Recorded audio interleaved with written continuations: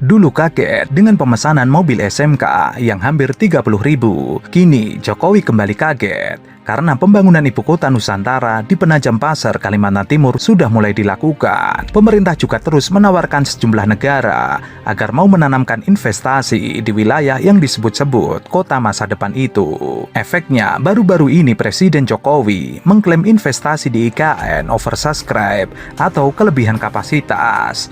Ia bahkan mengaku terkejut karena investor jumlahnya meningkat hingga 25 kali lipat. Ia kaget jajak pasar pertama oversubscribe sampai 25 kali. Otoritas IKN juga kaget sehingga kawasan inti langsung sudah habis. Jokowi mengaku sempat berniat mengundang 30 investor yang memang memiliki potensi menanamkan modal di IKN.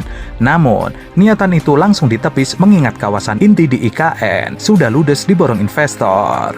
Ia mengaku baru menyiapkan lagi kawasan berikutnya. Kalau nanti sudah jadi, baru ia akan mengundang lagi untuk ikut mendukung IKN. Dalam kesempatan itu, Jokowi juga memastikan pengembangan IKN tidak akan memberatkan APBN. Alih-alih itu, semua dana yang digunakan murni berasal dari para investor yang menanamkan modalnya di wilayah itu. Bukan cuma itu, ia juga mengingatkan agar masyarakat tidak pesimis dengan dana pembangunan IKN yang mencapai 460 triliun. Negara sebesar ini jangan pesimis, membangun IKN kurang lebih kalau sekarang 29 miliar dolar Amerika. Masa kita grogi, kira-kira kalau dirupiahkan 460 triliun. Bukan hanya Jokowi, Kepala Otoritas IKN Bambang Susantono juga mengklaim investor yang ingin ikut serta membangun ibu kota baru membludak.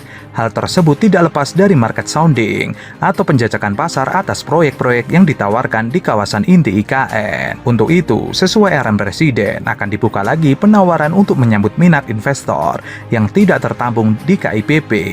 Untuk diketahui, mantan Wakil Presiden Yusuf Kala ikut menanggapi pemindahan ibu kota negara ke Kalimantan.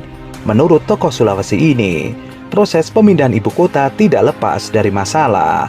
Permasalahan akan datang baik dari sisi lokasi ataupun anggaran. Meski begitu, JK yakin pemerintah bisa mengatasinya. Hal rumit ini yang harus dijalankan bersama-sama, bahwa nanti akan ada masalah. Pasti itu, masalah anggaran, masalah lokasi, dan sebagainya. JK berharap agar perdebatan tentang pemindahan ibu kota dihentikan, sebab rancangan UU IKN telah disahkan pemerintah dan DPR RI. JK mengatakan pemindahan ibu kota negara bukan suatu yang mudah. Negara lain butuh 20 tahun, baru bisa sempurna, apalagi Indonesia yang bukan negara federal. Sebenarnya yang pindah ibu kota negara federal. Indonesia sebagai negara besar harus berani melangkah, harus berani memiliki agenda besar, berani punya agenda besar. Dan ini untuk kemajuan negara kita, untuk kemajuan bangsa. Dan jika kita tidak berani transformasi dari sekarang sampai kapanpun, kita akan sulit jadi negara maju. Untuk keberlanjutan IKN Nusantara, ini juga sudah sering saya sampaikan. Bapak Ibu, sekali lagi, tidak perlu ragu. Karena apa? Payung hukumnya itu sudah jelas. Payung hukumnya sudah jelas, yaitu Undang-Undang Nomor 3 Tahun 2022. Dan itu, ini juga kita harus tahu semuanya, itu sudah disetujui 93% dari fraksi-fraksi yang ada di DPR. Loh, kurang apa lagi? Kita ingin menghadirkan pembangunan yang Indonesia sentris, bukan Jawa sentris. Karena Indonesia ini bukan hanya Pulau Jawa. Indonesia ini memiliki 17.000 pulau, 514 kabupaten dan kota, 34 provinsi yang terbentang dari Sabang sampai Merauke, dari Miangas sampai Pulau Rote. Kemudian populasi 56% atau sekitar 149 juta penduduk kita ada di Pulau Jawa, bermukim di Pulau Jawa. Betapa Pulau Jawa ini sangat terbebani dengan jumlah yang sangat besar itu. Itulah kenapa sering saya sampaikan, Indonesia perlu keadilan ekonomi. Sekali lagi ada 17.000 pulau, bukan hanya satu pulau. Perlu kesetaraan pembangunan, perlu pemerataan pembangunan. Keputusan Indonesia untuk memindahkan ibu kota dari Jakarta ke ibu kota Nusantara menjadi sorotan media dunia. Berbagai kesulitan di balik pemindahan besar-besaran itu menjadi sorotan. CNBC Internasional menuliskan dalam judulnya bahwa langkah pemindahan itu tidak akan mudah seperti yang diperkirakan. Media asal Amerika Serikat itu melaporkan bahwa kesulitan pertama akan didapatkan dari 1,9 juta ASN yang akan pindah ke lingkungan baru. Masyarakat perlu tertarik untuk datang ke tempat baru. Pertama-tama mereka perlu melihat infrastruktur yang kuat seperti sekolah, rumah sakit, dan fasilitas perumahan, atau mereka tidak akan tertarik untuk pindah ke sana. Kawasan ini adalah kawasan istana, istana kepresidenan. Yang saya optimis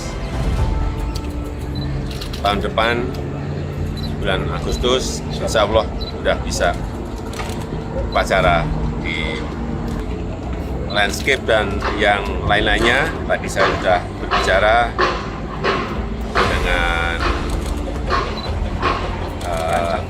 perancangnya, dengan pelaksana di lapangan, dengan para supervisi di lapangan, manajer di lapangan, optimis.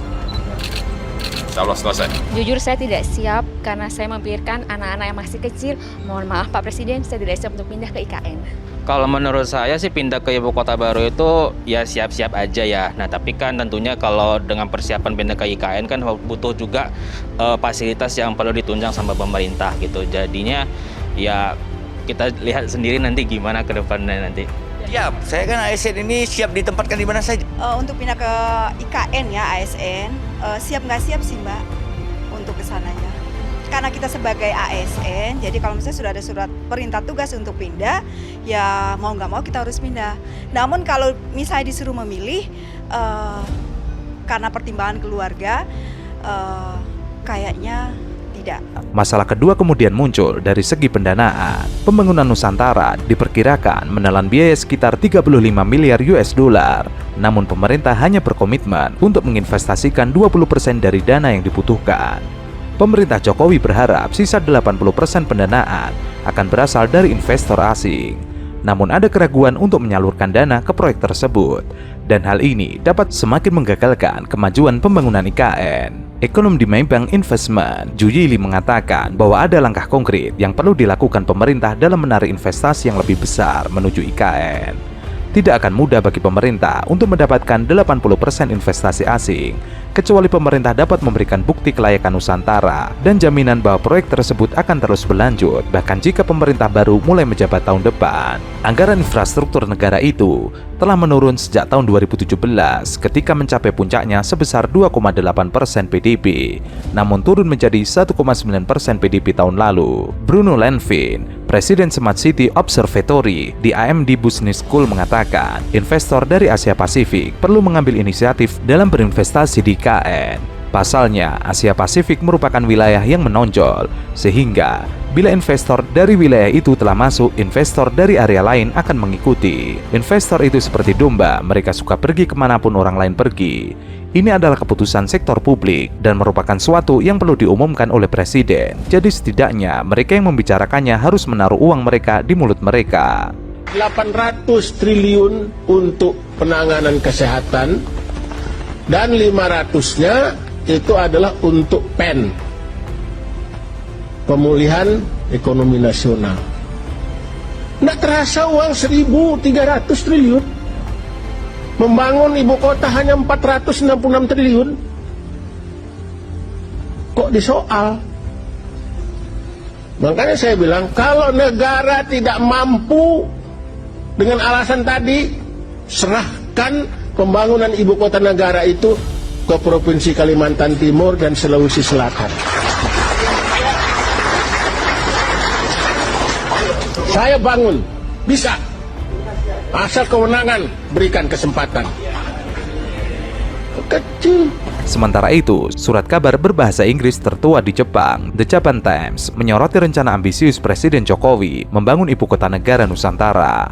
Melalui Japan Step, media tersebut menuliskan bahwa ambisi tersebut berantakan. Tulisan itu mengilustrasikan Nusantara adalah kota metropolitan modern yang klasik, terletak di tengah kota hujan yang luas dengan kantor-kantornya yang gemerlap, bus listrik, dan penduduk yang produktif secara ekonomi. Setidaknya itulah yang digambarkan oleh brosur pemerintah. Apa yang tidak pemerintah tunjukkan dengan jelas adalah dari mana pemerintah akan menemukan 35 miliar dolar Amerika atau setara 530 triliun rupiah. Dengan hanya 18 bulan tersisa di masa jabatan terakhir, Presiden Jokowi masih secara agresif mendekati investor internasional untuk membiayai 80% proyek. Presiden berharap itu akan meningkatkan perekonomian Indonesia, memukimkan kembali jutaan orang dari Jakarta yang terancam tenggelam, dan memperkuat warisan alias legasi Jokowi sendiri.